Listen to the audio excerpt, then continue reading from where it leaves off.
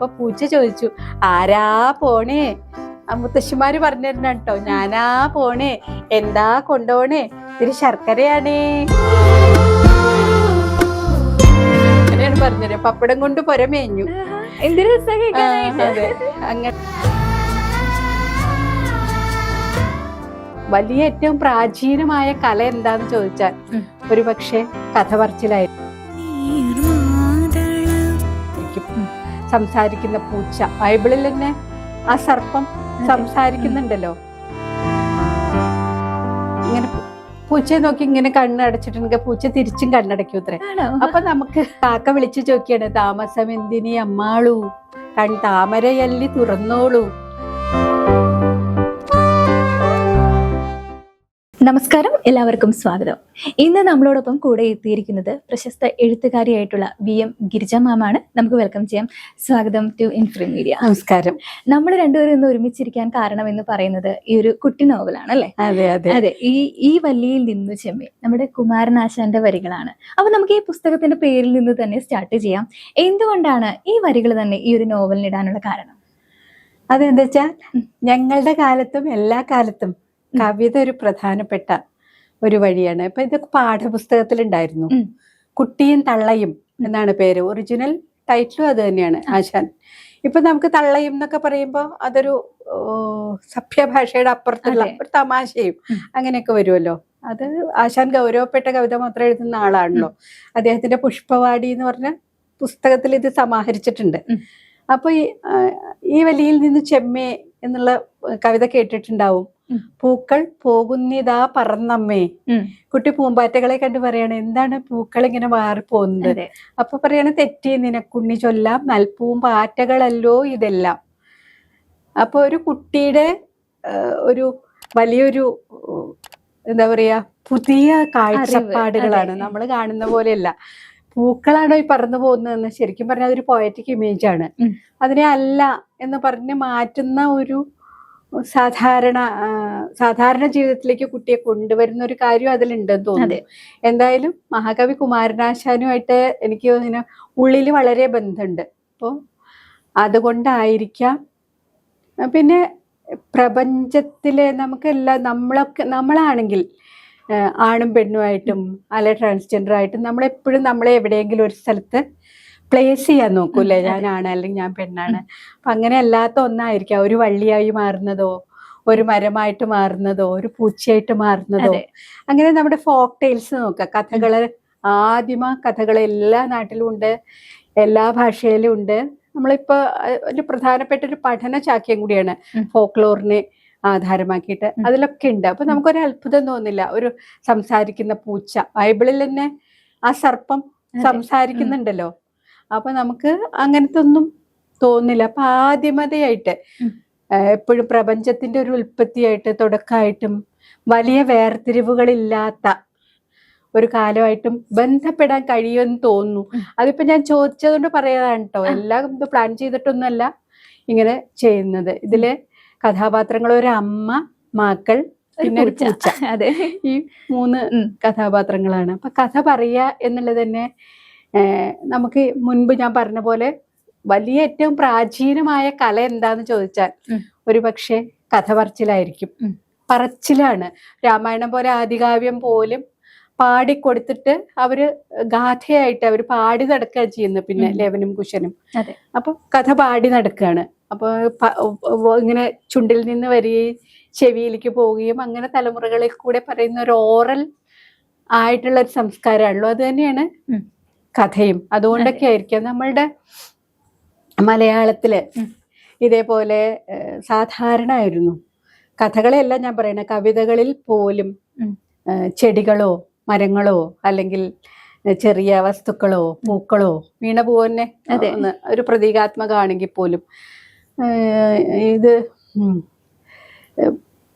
വൈലോപ്പിള്ളിയുടെ G ശങ്കരക്കുറുപ്പിന്റെ അങ്ങനെയുള്ള ഇപ്പൊ വർക്കത്ത് കെട്ട താറാവ് എന്ന് പറഞ്ഞ വൈലോപ്പിള്ളിയുടെ ഒരു കവിത ഉണ്ട്. അതില് ഒരു താറാ കുഞ്ഞിന്റെ പ്രതീകാത്മക ആയിരിക്കാം ഒരു പക്ഷെ അതും. പിന്നെ പെണ്ണും പുലിയും, കാട്ടിയൂഷസ്തൊരു ചെഞ്ചോരക്കൈ, കാട്ടിയൂഷസ്തൊരു മൈലാഞ്ചിക്കൈ, കാക്ക കരഞ്ഞു തേന്മാവിൽ.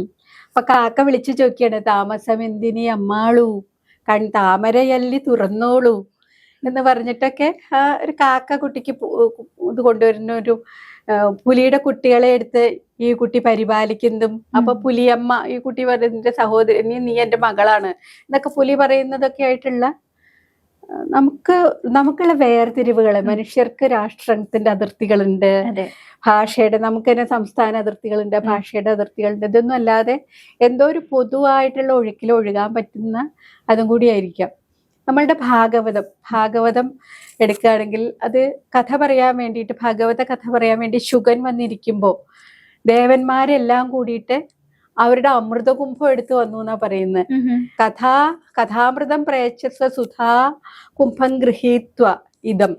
ഈ സുധാകുംഭം, ഈ അമൃതകുംഭം എടുത്തിട്ട് അതിന് പകരം ഞങ്ങൾക്ക് കഥ തരുമോ? കഥ പറയാൻ വേണ്ടിയാണല്ലോ ശുഗൻ അവിടെ ഇരിക്കുന്നത്. അപ്പൊ കഥ ഈ അമൃതിനേക്കാളും എത്ര കഷ്ടപ്പെട്ട് പാലാഴിയൊക്കെ കടന്നുണ്ടാക്കിയ അമൃതല്ലേ, ഈ അമൃതിനേക്കാളും എത്രയോ മേലെയാണല്ലോ. അതുകൊണ്ടാണല്ലോ ദേവേന്ദ്രൻ അതും ദേവന്മാരും എല്ലാവരും കൂടി അങ്ങനെ രസമുള്ള പ്രതീകങ്ങളുണ്ട്. കഥ എന്നുള്ള വാക്കിന് തന്നെ കഥ എന്നുള്ള ഒരു ധാതു എന്നാണ് പറയുക, കഥനം എന്നൊക്കെ നമ്മൾ പറയല്ലോ. അതിന് ഒരു കാര്യ ഉദ്ദേശത്തോടു കൂടി എന്തോ ഒരു കാര്യം പറയാൻ വേണ്ടിയിട്ടുള്ള, അപ്പൊ അത്രയും പഴയ ഒരു സംഭവമാണ്. അപ്പൊ ഈ ശുഗൻ ചിരിച്ചു എന്നാ പറയുന്നത് കഥ വേണമെന്ന് പറയുമ്പോ. ഇത് കാക്കപ്പൊന്ന എവിടെ, സ്വർണ്ണ എവിടെ? അപ്പൊ ഈ കഥയ്ക്ക് പകരം നിങ്ങളുടെ ഇതൊന്നും ആവില്ല, നിങ്ങളുടെ ഈ അമൃതകുംഭം ഞാൻ പറയാൻ പോകുന്ന കഥയ്ക്ക്, അല്ലെങ്കിൽ മനുഷ്യർ പറയാൻ പോകുന്ന കഥയ്ക്ക് ഒട്ടും ഒരു പകരം വെക്കാവുന്നതേ അല്ല. അതൊരു കാക്കപ്പൊന്ന് പോലെയാണ്, ഞങ്ങളുടെയാണ് തനിപ്പൊന്ന് എന്ന് പറയുന്ന. അത് ആദ്യം തന്നെ ഭാഗവത മഹാത്മ്യം എന്ന് പറഞ്ഞിട്ട് ഒരു ഭാഗവതത്തിന്റെ തുടക്കത്തിലുണ്ട്. അപ്പൊ അതിലിങ്ങനെ പറയുമ്പോ ഞാൻ എപ്പോഴും വിചാരിക്കും, ഇത് എത്ര വലിയൊരു എന്ത് പഴയ ഒരു കൺസെപ്റ്റാണ്. ദേവന്മാര് വന്നിട്ട് ഒരു വലിയ അമൃതകുംഭം കൊടുത്തിട്ട് പോലും ഇത് നമ്മൾ മനുഷ്യരത് തിരിച്ചു കൊടുക്കുന്നില്ല. നമ്മൾ പറയുന്ന കഥയ്ക്കാണല്ലോ കൂടുതൽ മൂല്യം. അപ്പൊ ഈ കഥ കേൾക്കാനും പറയാനും കുട്ടികൾക്ക് എപ്പോഴും ഒരു താല്പര്യം ഉണ്ടാവുമല്ലോ. അതിൽ പ്രപഞ്ചത്തിലെ ഓരോന്നും നമുക്ക് കുട്ടിക്കാലത്തെ ഇപ്പൊ ഒന്ന് പറഞ്ഞു കേട്ടാലൊന്നും നമുക്ക് അതിൽ അയുക്തികത തോന്നില്ല.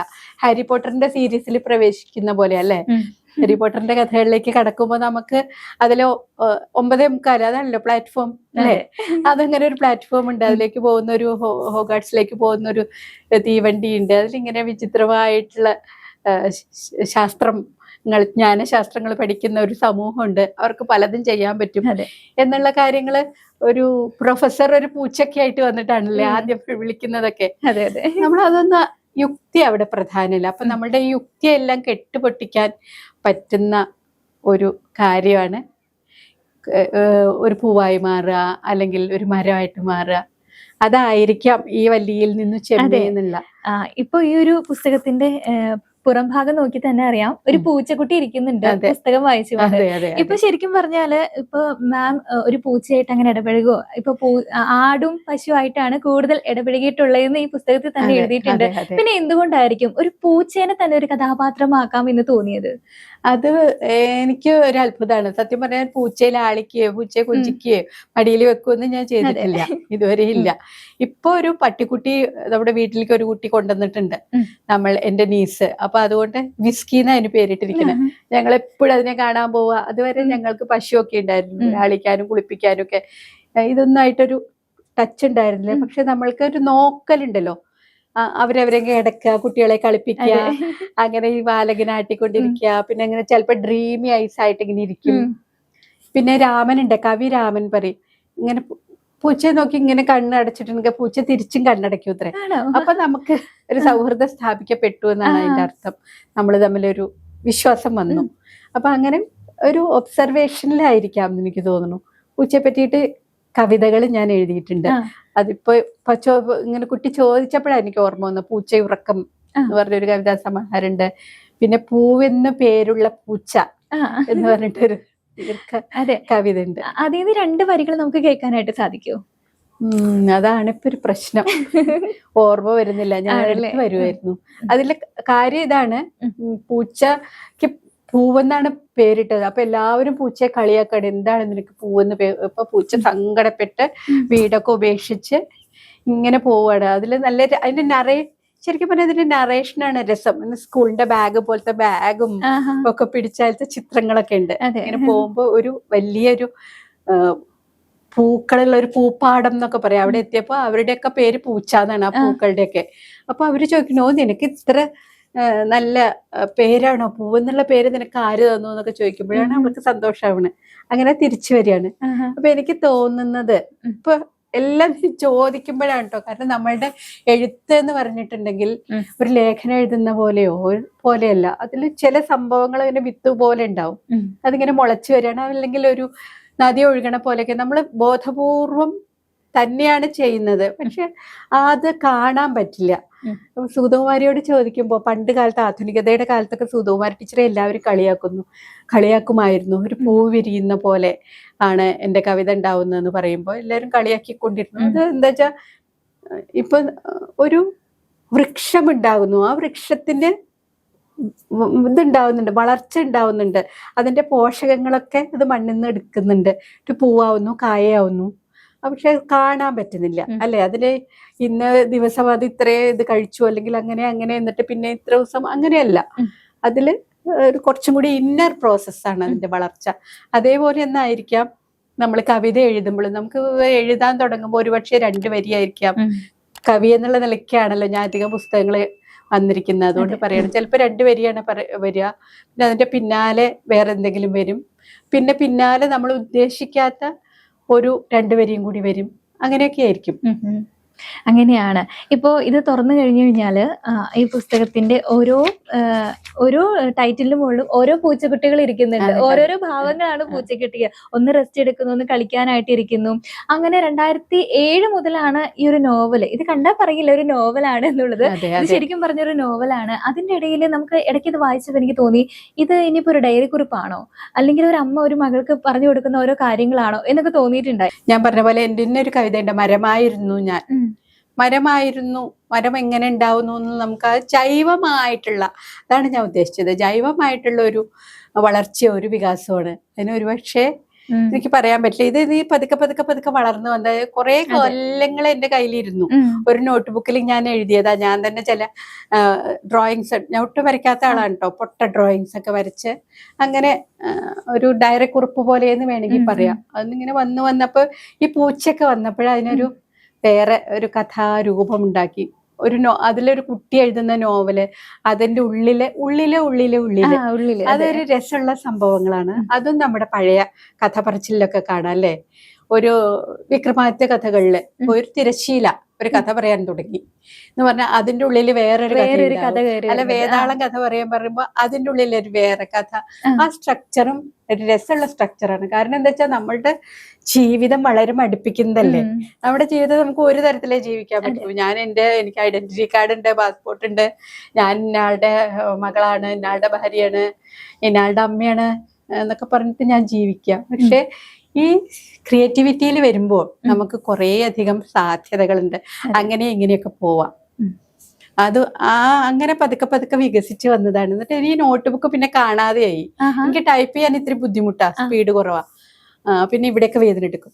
അപ്പൊ ഞാൻ എപ്പോഴും നോട്ട്ബുക്കിലാണ് എഴുതണത്. എന്നിട്ട് നോട്ട്ബുക്ക് ആക്രിക്കടയിലൊക്കെ പോയി എന്നൊക്കെ വിചാരിച്ച് ഞാൻ സങ്കടപ്പെട്ടു. ഇത് നമുക്ക് റീക്രിയേറ്റ് ചെയ്യാൻ പറ്റില്ല. വേർഡ് ബൈ വേർഡ് ഏകദേശം ഒരു ആശയല്ലേ ഓർമ്മയുണ്ടാവുള്ളൂ. പിന്നെ വീണ്ടും കിട്ടിയതാണ്. അപ്പൊ അങ്ങനെ കുറേ കൊല്ലങ്ങള് എൻ്റെ അടുത്ത് ഇരുന്നു. അങ്ങനെ പെട്ടെന്നാണ് പിന്നെ ഇത് പുസ്തകമായത്. അപ്പൊ എനിക്കിത് പുസ്തകം എങ്ങനെ ആവും എന്നുള്ളതിനെ പറ്റിയിട്ട് പോലും വലിയ ധാരണ ഉണ്ടായില്ല. അങ്ങനെയൊക്കെ അത് ആയെന്നേ ഉള്ളൂ.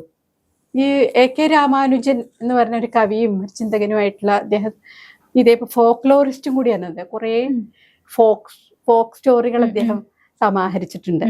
അപ്പൊ അതില് ഒരു ചിലപ്പോ കേട്ടിട്ടുണ്ടാവും. ഒരു കഥ പറയുന്നുണ്ട്. ഒരു സ്ത്രീ വീട്ടിൽ ഇങ്ങനെ പണികളൊക്കെ ചെയ്തിരിക്കുന്നുണ്ട്. അപ്പൊ ആ സ്ത്രീയുടെ ഭർത്താവ് പുറത്തുനിന്ന് വരികയാണ്. അപ്പൊ ഒരു ജോഡി പാദുകങ്ങളും ചെരുപ്പും ഒരു വടിയുമാണ് തോന്നുന്നു അവിടെ. അതൊരു ഓവർകോട്ടാണോ, അപ്പൊ എനിക്ക് കൃത്യമായോ അവിടെ ഇരിക്കുന്നുണ്ട്. അപ്പൊ ആരാ വന്നതെന്ന് ചോദിച്ചു. അപ്പൊ അവള് പറഞ്ഞു ഇവിടെ ആരും വന്നിട്ടില്ല. എന്നെ നുണ പറഞ്ഞു, നീ എന്നെ വഞ്ചിക്കുകയാണല്ലേ എന്നൊക്കെ പറഞ്ഞ അയാള് ദേഷ്യപ്പെട്ട് പുറത്തേക്ക് പോയി. എന്നിട്ട് അയാൾ അവിടെ അടുത്തൊരു അമ്പലമുണ്ട്, ആ അമ്പലത്തിന്റെ തിണ്ണയിൽ കിടക്കുകയാണ്. അപ്പൊ ആ ഗ്രാമത്തിലെ എല്ലാ വിളക്കുകളുടെ നാളങ്ങള് വൈകുന്നേരം അവിടെ പോയിട്ട് ഇങ്ങനെ അസംബിൾ ചെയ്യും. എന്നിട്ട് അന്നത്തെ കഥകളൊക്കെ പറയാം. അപ്പൊ അയാളിങ്ങനെ കിടക്കാണ് ആലോചിച്ച്. അപ്പൊ ഈ ഒരു നാളം പറയാണ്, ആ വീട്ടിൽ ഇങ്ങനെ ഒരു കാര്യം ഉണ്ടായി. അയാളൊരു ഭയങ്കര ഒരു വിഡ്ഢിയാണ് കേട്ടോ. അയാള് ഭാര്യയോട് ദേഷ്യപ്പെട്ട് വന്നിരിക്കുകയാണ്. ആ സ്ത്രീക്ക് പോലും അറിയില്ല. ആ സ്ത്രീയുടെ ഉള്ളിൽ തടവിലാക്കപ്പെട്ട ഒരു കഥയും പാട്ടുമായിരുന്നു അത്. അപ്പൊ കല്യാണം കഴിച്ചു വരുമ്പോൾ സ്ത്രീകളുടെ ഉള്ളിലുള്ള കഥയും പാട്ടും ഒക്കെ പോവും, അവര് തന്നെ അറിയാതെ. അല്ലെങ്കിൽ അവര് പാടി ചിരിച്ച് പൂവും പൊട്ടിച്ചു ഒക്കെ നടന്നിരുന്ന ഒരു ഗ്രാമീണ സ്ത്രീ ആയിരിക്കും. വീട്ടിലേക്ക് വരുമ്പോഴേക്കും നമ്മുടെ റോള് മാറല്ലേ.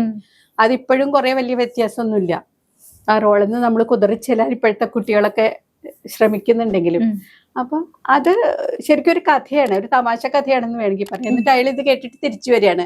അപ്പൊ അവൾക്ക് പോലും അറിയില്ല അവളുടെ ഉള്ളിൽ ഒരു കഥയും അല്ലെങ്കിൽ ഒരു പാട്ടും ഉണ്ടായിരുന്നു. അത് ഇങ്ങനെ എക്സ്പ്രഷന് വേണ്ടി കൊതിക്കുന്നുണ്ട് എന്നുള്ളത് അറിയില്ലല്ലോ. അപ്പൊ എനിക്ക് ഈ ഫോക്ലോറുകൾ, പഴയ കഥകൾ എന്ന് പറയുന്നത് വളരെയധികം ഇഷ്ടമാണ്. കാരണം അതില് നമ്മളുടെ ആദിമമായിട്ട് നമ്മൾ ഇതൊക്കെ നോക്കുമ്പോ കാണാം, ഏത് ഭാഷയിലും ഉണ്ടാവും ഒരു ചിറ്റമ്മ അല്ലെങ്കിൽ സിൻഡ്രല്ലയുടെ പോലത്തെ കഥകളൊക്കെ അല്ലേ. ഇതിൽ തന്നെ ഉണ്ട്. ഇപ്പൊ ഒരു പൂച്ചയുടെ കഥയുണ്ട്, എനിക്ക് കുട്ടിക്കാലത്ത് പറഞ്ഞു തന്നിരുന്നതാണ്. പൂച്ചയെ പറ്റി. അതൊന്നും ആയിരിക്കും ചിലപ്പോ പൂച്ച വന്ന് ഒരു പൂച്ച അതിങ്ങനെയാണ് പറയാ, അഞ്ചീരും കുളിച്ച് ഇളമ്പാറപ്പുറത്ത് ഇളംപുളിങ്ങേ നിന്ന് പൂച്ച ഇങ്ങനെ കിടക്കായിരുന്നു. അപ്പൊ അതിലെ ഒരു ശർക്കരക്കാരൻ പോയി. അപ്പൊ പൂച്ച ചോദിച്ചു, ആരാ പോണേ? ആ മുത്തശ്ശിമാര് പറഞ്ഞിരുന്ന കേട്ടോ, ഞാനാ പോണേ, എന്താ കൊണ്ടോണേ? ഇത്തിരി ശർക്കരയാണേ. എനിക്ക് ഇത്തിരി ശർക്കര തരുമോ ശർക്കരക്കാരാ ചോദിക്കും. പൂച്ചാരമ്മയ്ക്ക് എന്തിനാ ശർക്കര? എനിക്ക് വീട് വെക്കാനാണെന്ന് പറയും. ശർക്കര, പഴം, പിന്നെ പപ്പടം, ഇങ്ങനെയുള്ള എല്ലാ വെളിച്ചെണ്ണ ഒക്കെ അത് വാങ്ങിച്ചിട്ടാണ് വീട് വെക്കണത്. ശർക്കര കൊണ്ട് ചുമരുണ്ടാക്കി, പഴം കൊണ്ട് തൂട് വെച്ചു, ഇങ്ങനെയാണ് പറഞ്ഞത്. പപ്പടം കൊണ്ട് പുരമേഞ്ഞു. അതെ, അങ്ങനെയുള്ള നാടോടി കഥ. അത് നമ്മുടെ മുത്തശ്ശിമാര് പറഞ്ഞെന്താ, പുസ്തകത്തിൽ നിന്ന് എടുത്തിട്ടുള്ളതല്ല. അങ്ങനെയുള്ള കണക്ഷനുണ്ട്. പിന്നെ എന്റെ കുട്ടിക്കാലത്ത് ഞാൻ മുൻപ് പറഞ്ഞ പോലെ കവികളും ഈ മനുഷ്യേതര പ്രപഞ്ചമായിട്ട് നല്ല ബന്ധമുണ്ടായിരുന്നു. ഇപ്പോഴത്തെ കവികൾക്ക് വേണമെങ്കിൽ ഇതൊക്കെ എഴുതാൻ, ഇപ്പൊ പൂക്കളെ പറ്റി, പുല്ലിനെ പറ്റി ഒക്കെ എഴുതാൻ നമ്മൾ കാണുന്നില്ലല്ലോ. അപ്പൊ ആ തലമുറയെ മാറിപ്പോയി. അപ്പൊ അതുകൊണ്ടും കൂടിയായിരിക്കാം ഇതിന്റെ ഇടയിലേക്കൊരു പൂച്ച വരുന്നതും, പൂച്ച ചിന്തിക്കുന്നതും. പൂച്ച അതിൽ ചിന്തിക്കുന്നുണ്ട്, പൂച്ചയുടെ വംശാവലിയെ പറ്റി. ഞാൻ എങ്ങനെ ഉണ്ടായി, എനിക്ക് വേണ്ടത്ര പ്രാധാന്യം തരുന്നില്ലല്ലോ. പിന്നെ പൂച്ചയ്ക്ക് പേരിടിയിൽ എന്ന് പറഞ്ഞിട്ട് ഒന്നുണ്ടായില്ലേ, എനിക്ക് കൃത്യമായിട്ട് ഒരു പേരിടണം എന്ന് പറഞ്ഞിട്ട്. ടി.എസ്. എലിയട്ടിന്റെ ഒരു കവിതയുടെ ഒരു തർജ്ജമയാണ് പൂച്ചയ്ക്ക് പേരിടിയിൽ. അതല്ലാതെ ഇതില് പി രാമചന്ദ്രൻ എന്ന് പറഞ്ഞ കവിയുടെ ഒരു ലളിതം എന്ന് പറഞ്ഞ കവിത ഇരുന്ന് ഇങ്ങനെ വായിക്കുന്ന ഒരു പൂച്ചയുണ്ട്. അതിന്റെ അങ്ങനെയുള്ളതൊക്കെ ഉണ്ട്. പൂച്ചയ്ക്ക് പേരിടാനില്ല എളുപ്പം, ഒഴിവുള്ള നേരത്തെ കളിയൊല്ലെട്ടും. അപ്പോൾ Peter Augustus, James Alonso, Victor Jonathan, Will George, ഇതൊക്കെ സാധാരണ പേര്. ഇതുപോലെ ഒന്നും പൂച്ചക്കിട്ടാ പോരാ. ഞങ്ങൾക്ക് ഇങ്ങനെ വളരെ വ്യത്യസ്തമായിട്ടുള്ള ഗമയുള്ള പേര് വേണം. അതുകൊണ്ടേ വാലു വടിപോൽ നിൽക്കൂ പൂച്ചയുടെ, അതുകൊണ്ടേ മീശ പടർന്നു നിൽക്കൂ, അതുകൊണ്ടേ അഭിമാനം പൂച്ചയ്ക്കുള്ളൂ. ഇങ്ങനെ ടി.എസ്. എലിയട്ടിനെ പോലെ വേസ്റ്റ് ലാൻഡ് ഒക്കെ എഴുതിയ നമ്മളുടെ ഒരു അഭിരുചിയിലും പ്രപഞ്ചത്തെ കാണുന്നതിലും വ്യത്യാസം വരുത്തിയ ഒരു കവി ഇത് എഴുതുന്നത് നമുക്ക് വിശ്വസിക്കാൻ പറ്റില്ല. അതെ. അപ്പൊ ഞങ്ങളുടെ കാലത്തും ഇങ്ങനെ കവികളോ അല്ലെങ്കിൽ എഴുത്തുകാരോ, സുമംഗല എന്റെയൊക്കെ കുട്ടിക്കാലത്ത് അവര് പ്രധാനപ്പെട്ട ഒരു ബാല സാഹിത്യ കർത്താവായിരുന്നു. ഒരു അണ്ണാൻ, പൂച്ച, അവരൊക്കെ കൂച്ചക്കുറിഞ്ഞാര്, അവരൊക്കെ തമ്മിലുള്ള ഡയലോഗുകള്. അപ്പൊ ആ ഒരു സംഭവം നമ്മളെ സ്വാധീനിച്ചിട്ടുണ്ടാവും. നമുക്ക് ശരിക്കും പറഞ്ഞാൽ മനുഷ്യരോട് ഇടപഴകുന്നതിനേക്കാളും എളുപ്പമാണ് അല്ലേ ജീവികളോടും വൃക്ഷങ്ങളോടും ഒക്കെ ഇടപഴകാൻ. നമുക്ക് കൃഷിയൊക്കെ ചെയ്യുമ്പോൾ നമ്മളൊരു സാധനം, റഫീഖ് അഹമ്മദൊക്കെ അതിനെപ്പറ്റി എഴുതിയിട്ടുണ്ട്. നമ്മൾ കളയാന്ന് പറഞ്ഞിട്ട് ഒരു സാധനം എടുത്ത് കളയുമ്പോൾ നമുക്കൊരു വിഷമം വരും. അതും നല്ല പച്ച നിറൊക്കെ ആയിട്ട് അതിനും ഈ ലോകത്തിൽ ജീവിക്കാനുള്ള അവകാശം ഉണ്ടല്ലോ. അതിങ്ങനെ നന്നായിട്ട് ഇങ്ങനെ തല ഉയർത്തി വരുമ്പോഴാണ് നമ്മളെടുത്ത് പറിച്ചു കളയുന്നത്.